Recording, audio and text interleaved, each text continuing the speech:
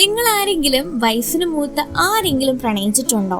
ഉണ്ടെങ്കിൽ ഇന്ന് നമ്മൾ കാണാൻ പോണത് ഈ കഥയിലെ നായകൻ മൂത്ത ഒരാളോട് പ്രണയിക്കുകയാണ്. അങ്ങനെ ഒരു ചെറുപ്പക്കാരന്റെ കഥയാണ് ഇന്ന് നമ്മൾ കേൾക്കാൻ പോണത്. 2003 പുറത്തിറങ്ങിയ ജാപ്പനീസ് മൂവിയായ ഗാർഡൻ ഓഫ് വേർഡ്സ് മൂവിനെ കുറിച്ചിട്ടാണ് ഇന്ന് നമ്മൾ പറയാൻ പോണത്. ഈ ചാനൽ നിങ്ങൾ ആദ്യമായിട്ടാണ് കാണുന്നുണ്ടെങ്കിൽ സബ്സ്ക്രൈബും ബെല്ലൈക്കണും ചെയ്യാൻ മറക്കില്ല കേട്ടോ. അപ്പൊ നമുക്ക് കഥയിലേക്ക് കിടക്കാം. ഒരു ജൂൺ മാസത്തിൽ നല്ല മഴയത്ത് അക്കുസി എന്ന് പറയുന്ന പയ്യനെ കാണിച്ചുകൊണ്ടാണ് തുടങ്ങുന്നത്. ഇവൻ മഴ വരുന്നത് കണ്ടാൽ മോർണിംഗ് ക്ലാസ്സിൽ കയറാതെ ഗാർഡനിൽ ചെന്നിരിക്കും. ഇവൻ എപ്പോഴും വന്നിരിക്കുന്ന ബെഞ്ചിലേക്ക് വേറൊരു പെണ്ണ് വന്നിരിക്കുന്നുണ്ട്. ഇവളാണ് ഈ കഥയിലെ നായിക.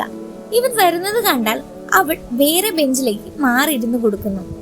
ഇവൻ ഷൂ ഡിസൈൻ ഒക്കെ വളരെ ഇഷ്ടമാണ്. ക്ലാസ് ഒക്കെ കട്ടാക്കി ഇവൻ ഈ ബുക്കിൽ ഷൂ ഡിസൈൻ ഒക്കെ വരച്ചിരിക്കും. ഇങ്ങനെ വരച്ചിരിക്കുമ്പോൾ അക്കുസിയെ അവളെ നോക്കിയാണ്. അവളാണെങ്കിൽ ബിയറൊക്കെ കുടിച്ചുകൊണ്ടിരിക്കുന്നു. ഇവളൊക്കെ ആരാണ് രാവിലെ തന്നെ ബിയറൊക്കെ കുടിച്ചുകൊണ്ടിരിക്കണേ എന്ന് മനസ്സിലാലോചിക്കുകയാണ്. ഇങ്ങനെ വരച്ചുകൊണ്ടിരിക്കുമ്പോൾ അവന്റെ കയ്യിലുണ്ടായ ഇറേസർ താഴെ വീഴുന്നു. അവൾ ആ ഇറേസർ അവൻ എടുത്ത് കൊടുക്കുകയാണ്. അപ്പോൾ തന്നെ താങ്ക് യു, ഇതിനു മുന്നേ നമ്മൾ എവിടെയെങ്കിലും വെച്ച് കണ്ടിട്ടുണ്ടോ എന്ന് ചോദിക്കുകയാണ്. ഇല്ലല്ലോ. അപ്പൊ സോറി, എനിക്ക് ചിലപ്പോ തോന്നിയതാവും. അവൾ അവനെ നോക്കി മഴ ഇനിയും കൂടാൻ ചാൻസ് ഉണ്ട് എന്ന് പറഞ്ഞിട്ട് അവൾ അവിടെ നിന്ന് പോവുകയാണ്. പിന്നീട് അക്കുസി വീട്ടിൽ പച്ചക്കറിയെല്ലാം അരിഞ്ഞുകൊണ്ടിരിക്കുകയാണ്. അപ്പോൾ അവന്റെ ചേട്ടൻ ജോലിയെല്ലാം കഴിഞ്ഞ് തിരിച്ചു വരികയാണ്.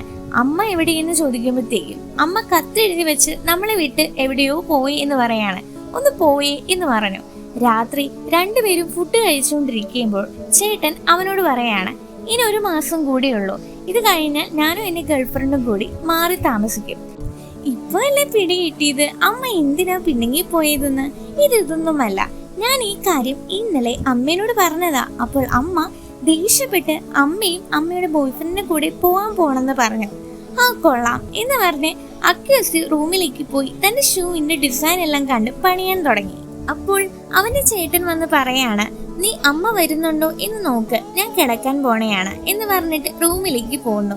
രാവിലെ എണീച്ച് നോക്കുമ്പോൾ നല്ല മഴയാണ്. എപ്പോഴത്തെയും പോലെ അവൻ ക്ലാസ്സിൽ കയറാതെ ആ ഗാർഡനിലേക്ക് പോകുന്നു.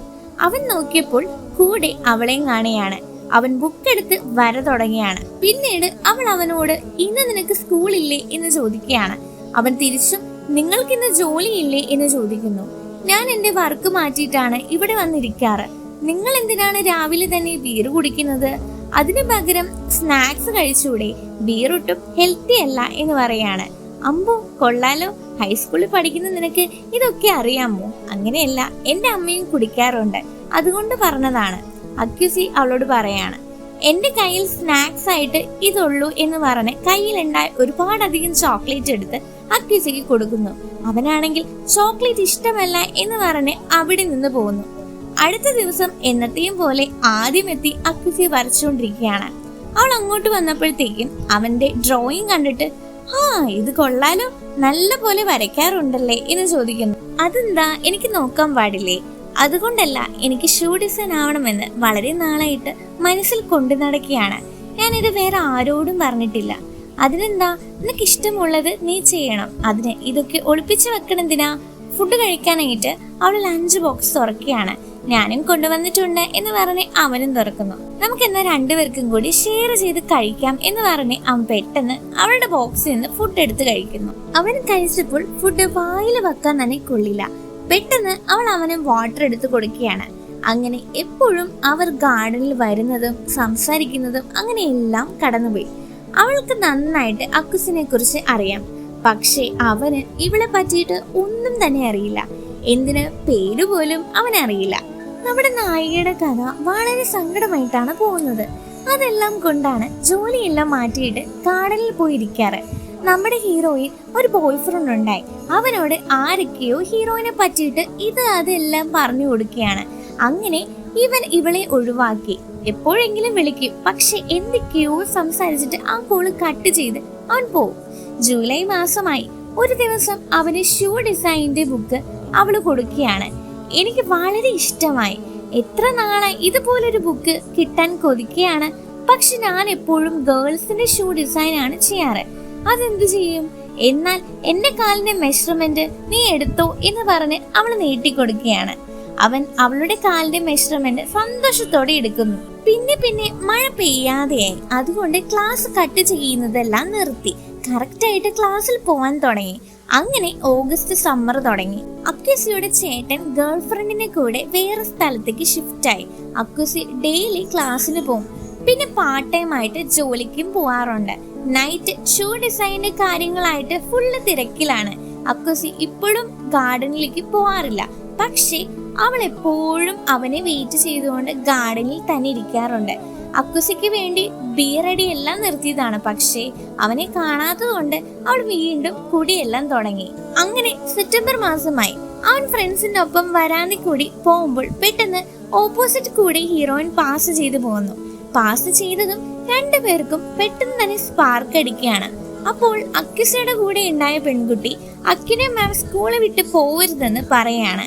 ഓ, അക്കിനോ മാം കോളേജിൽ വന്നിട്ടുണ്ടല്ലേ എന്ന് അക്യുസിനോട് കൂടെ ഉണ്ടായ കൂട്ടുകാരൻ പറയുന്നു. ഇതെല്ലാം കേട്ട് ഒന്നും മനസ്സിലാവാതെ അവൻ ഇങ്ങനെ നിൽക്കുകയാണ്. അക്യുസി ഒന്നും മനസ്സിലാവുന്നില്ല. കാരണം അക്യുസിനെ നേരത്തെ പരിചയപ്പെട്ട ടീച്ചറാണ് നമ്മുടെ നായിക. ഇപ്പോഴാണ് നായികയുടെ പേര് പറയുന്നത്, യുക്കിനോ. അങ്ങനെ അക്യുസി ഫ്രണ്ട്സിനോടെല്ലാം പറയാണ്, ഡാ ആ ടീച്ചർ ഏതാ, എനിക്ക് മനസ്സിലായില്ലല്ലോ. നിനക്ക് മനസ്സിലായില്ലേ? അതാണ് യുക്കിനോ മാം. ലിറ്ററേച്ചർ ക്ലാസ് എടുക്കുകയാണ്. ആ ടീച്ചറാണ്.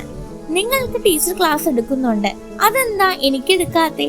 എടാ മണ്ട, നീ വേറെ ക്ലാസ് അല്ലേ? അങ്ങനെയാണെങ്കിൽ ഈ ടീച്ചറിനെ എവിടെങ്കിലും വെച്ച് കാണേണ്ടതല്ലേ? ആണ്ടിലും കൊല്ലത്തിലും വന്നാൽ എങ്ങനെ കാണാനാണ്? നല്ല ടീച്ചറാണ്. പക്ഷെ ഈ സ്കൂള് വിട്ട് വേറെ സ്കൂളിലേക്ക് പോണെയാണ്. അതെന്തിനാ പോണേ?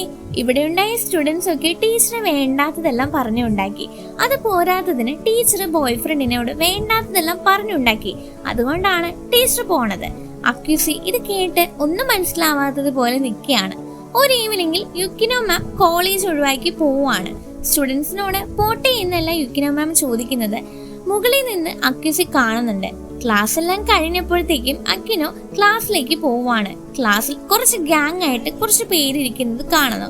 അപ്പോൾ അക്യുസി ഇതിൽ ആരാ ഐസ എന്ന് പറയാണ്. ഞാനാണ് ഐസ, എന്താ കാര്യം എന്ന് ചോദിക്കുന്നു. നീ കാരണമാണ് യുക്കിനോ മാം സ്കൂൾ വിട്ടു പോകുന്നത് എന്ന് പറയാണ്. അതിന് ഞാനെന്ത് വേണം? പെണ്ണുപോയാൽ. ഇതെല്ലാം കേട്ട് അക്യുസി ദേഷ്യം വന്നിട്ട് ചെകള നോക്കി ഒരടി അങ്ങ് കൊടുക്കുകയാണ്. ഇത് കണ്ട് ആ പെണ്ണിന്റെ ബോയ്ഫ്രണ്ട് അവനെ ഇടിക്കുകയാണ്. അടുത്ത ദിവസം മുഖത്ത് മൊത്തം ബാൻഡേജ് ഒട്ടിച്ച് അവൻ ആ ഗാർഡനിലേക്ക് പോവുകയാണ്. നമ്മുടെ നായിക യുക്കിനോ അവിടെ ഉണ്ടായി. നിന്റെ മുഖത്ത് ഇതെന്തു പറ്റി എന്ന് ചോദിക്കുന്നു. ഞാൻ കുടിച്ചിട്ട് റോട്ടിൽ വീണതാണെന്ന് പറയുമ്പോൾ, അയ്യോ വേറെന്തെങ്കിലും നിനക്ക് പറ്റിയോ?